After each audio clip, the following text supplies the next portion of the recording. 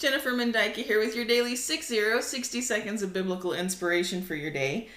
Today I'm going to read from John chapter 8, verse 11. She said, "No man, Lord." And Jesus said unto her, "Neither do I condemn thee. Go and sin no more." You know, this verse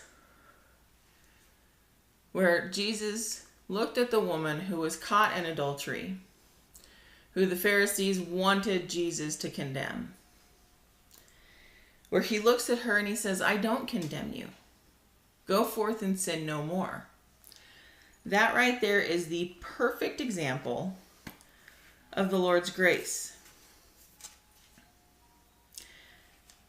and the Lord's mercy.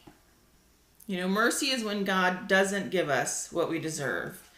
And grace is when God gives us what we don't deserve. So she didn't deserve freedom. She didn't deserve to get to go on. And she really deserved to be condemned, but she wasn't. And so God showed her grace and mercy there. And people have this view of grace that I think is very wrong. Quite honestly, it's wrong.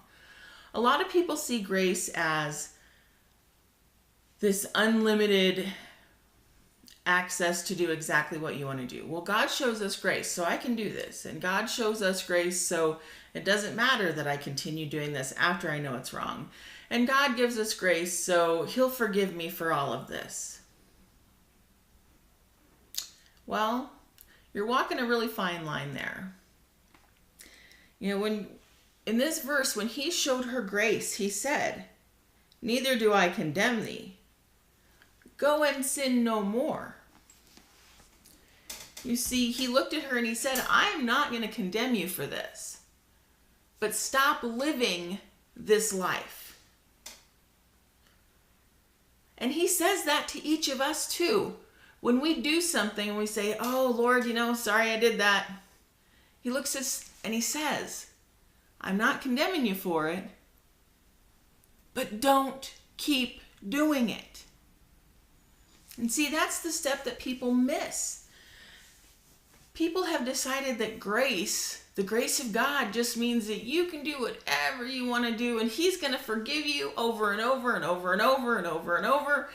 And he's always going to forgive you, and it doesn't matter that you do it knowing that it's wrong. And it doesn't matter that you do it knowing that you've already asked the Lord to forgive me for this. I can still go back and do it again, and he'll just forgive me over and over and over again. That's not what the Lord is asking us to do. It's not. He's asking us to change once we've been in his presence. He's asking us to see the thing we've done wrong and to try our hardest to stop doing it. Go forth and sin no more. Now that's a pretty broad statement and it's pretty hard to live up to. But boy, we should be trying. We should be actively looking at the sin in our lives and saying, "Okay, what do I need to change to not do this again? Do I need to stop hanging around certain people? Do I need to stop going certain places? Are there certain things that tempt me to behave this way? What are those things that I need to cut out of my life? What are the things that I need to change? Is it an attitude that I need to get rid of? Is it a heart change that I need to make?" And we need to be working to do these things. Because this grace as a license to sin mentality will get you nowhere but trouble. Because even if God will forgive all those sins, that doesn't take the consequences of those sins away from your life in the world. Freedom from consequences is not one of the things guaranteed to us.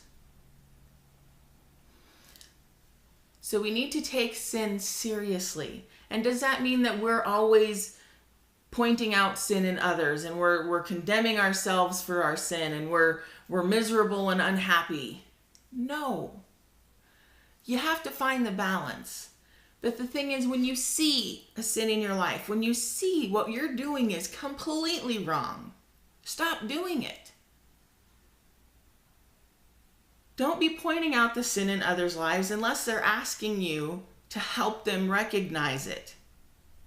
That's not your job. But look at yourself and say, wow, I need to stop doing this. And then stop. God doesn't want us to continue in our sins. He doesn't want us to wallow in our sins. He doesn't want us to celebrate our sins. He wants us to change. And he wants us to seek him and try to walk the path that he has set before us. So look at yourself and fix what needs fixed. Go forth and sin no more. Have a wonderful day. God bless. Goodbye.